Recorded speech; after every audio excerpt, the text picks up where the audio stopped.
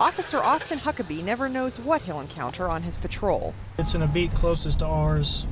We might have to go take that. Last year, he was called to a home where a drunk, combative man was bleeding profusely on the kitchen floor. We restrained him and I applied the tourniquet, and it stopped the bleeding until the EMTs could get there about 5 minutes later. Huckabee, a former Army captain, knew how to apply the tourniquet because of his prior military training. If I'm applying a tourniquet to Officer Emmett, now he helps train other Houston police officers. I always see, light bulbs go off in people's head about, this is actually not that hard to do.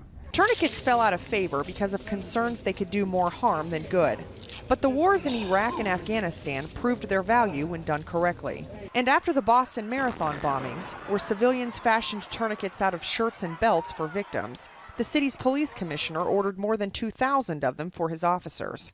Emergency room doctors are seeing a difference. The only silver lining that comes from any war is improvements in medical care and specifically in trauma care. If you talk to police agencies, SWAT teams, EMS, it's really spreading like wildfire across the civilian world as people use them and see how effective they are.